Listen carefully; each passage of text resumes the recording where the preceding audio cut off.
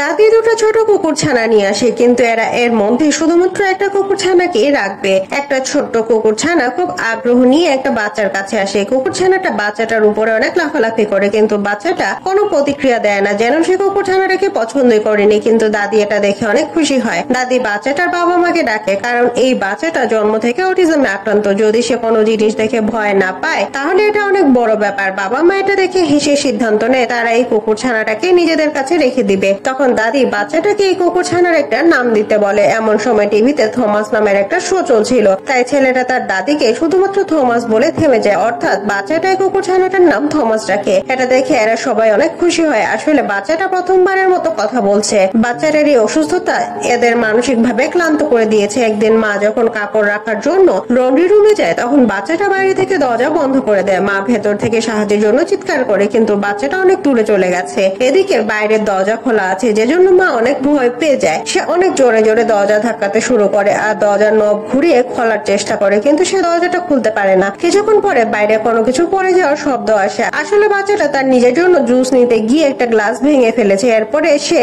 Glass ভর্তি করে juice নিয়ে গিয়ে লিভিং রুমে বসে থমাস দেখতে থাকে। বাচ্চাটার কোনো কিছুতেই কোনো পরোয়া করে না। যখন টিভির শব্দ শুনতে পায় তখন মা কিছুটা স্বস্তি পায়। তার কাছে মনে হচ্ছিল যখন তার হাজবেন্ড ফিরে আসবে তখন তাকে এখান থেকে বের করবে। এমন সময় হঠাৎ করে বাতাসের জন্য মেইন দরজাটা বন্ধ হয়ে যায়। এখন মা ভয় পেয়ে যায়। টিভির শব্দ বন্ধ হয়ে গেছে আর বাইরের রাস্তা থেকে বিভিন্ন ধরনের গাড়ির শব্দ শুনতে পাচ্ছে। মা ভয় পেয়ে যায়। তার বারবার মনে হচ্ছিল হয়তো বাচ্চাটার কোনো বিপদ হয়েছে, তাই সে জোরে জোরে দরজা ধাক্কাতে শুরু করে। এমন সময় লন্ড্রি রুমের দরজাটা খুলে যায় আর অপর পাশে বাচ্চাটা দাঁড়িয়ে আছে একেবারে সুস্থ সবল ভাবে। মা তাকে জড়িয়ে ধরে। এরকম এর আগেও হয়েছে, তাই মা সবসময় চায় যাতে করে তার বাচ্চাটা সেফ থাকে। এই বাচ্চাটার অটিজমের জন্য কারোর সাথে তেমন একটা কথা বলে না, এমনকি তার বাবা মার সাথেও কথা বলে না। যদি তার ইচ্ছার বিরুদ্ধে কোনো কিছু হয় তাহলে সে জোরে জোরে চিৎকার করে কান্না করতে শুরু করে। শুধু তাই না, সে নিজেকে আঘাত করে। বাবা মা অনেক চেষ্টা করছে কিন্তু কোনো লাভ হয়নি। এমনই একদিন দাদি বাচ্চাটার জন্য একটা কুকুর ছানা নিয়ে আসে। বাচ্চাটা জীবনে প্রথমবার কোনো একটা জিনিস দেখে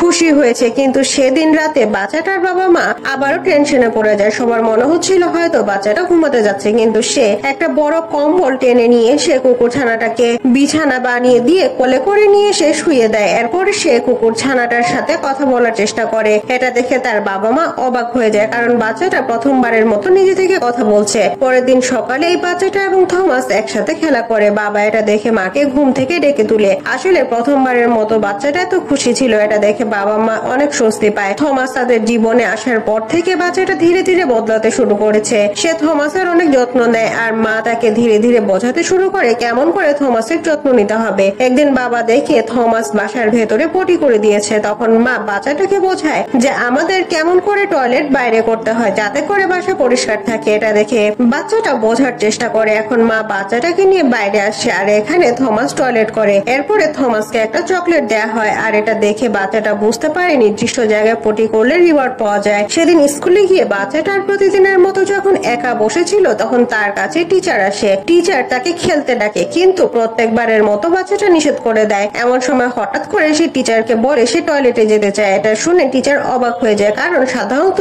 এই ধরনের বাচ্চারা কখনোই নিজে থেকে টয়লেটে যাওয়ার কথা বলতে পারে না। টয়লেট শেষ করার পরে সে টিচারের কাছে পুরস্কার চায়। এটা দেখে টিচার বাচ্চাটার অনেক প্রশংসা করে আর বলে তুমি অনেক ভালো ছেলে। এই বাচ্চাটার অটিজম থাকার পরেও সে ধীরে ধীরে চেঞ্জ হচ্ছে। একদিন স্কুল থেকে ফিরে আসার সময় সে তার প্রথম পেন্টিং নিয়ে আসে। এটা দেখে তার মা এবং দাদি অনেক খুশি হয়। এখন বাচ্চাটা ধীরে ধীরে পেন্টিং করতে শুরু করে। সে থমাসকেও ড্র করে। থমাস শুধু বাচ্চাটার জন্য নয়, বরং তার বাবা মায়ের সম্পর্কও গভীর করছে। আগে তারা অন্য একটা বাচ্চা নেওয়া নিয়ে প্রায় ঝগড়া করতো, কিন্তু থমাস আসার পরে এখন এই পরিবার অনেক খুশি। তারা সিদ্ধান্ত নেয় এখন যা হবে দেখা যাবে। থমাসের জন্য বাচ্চাটা ধীরে ধীরে সুস্থ হতে শুরু করেছে।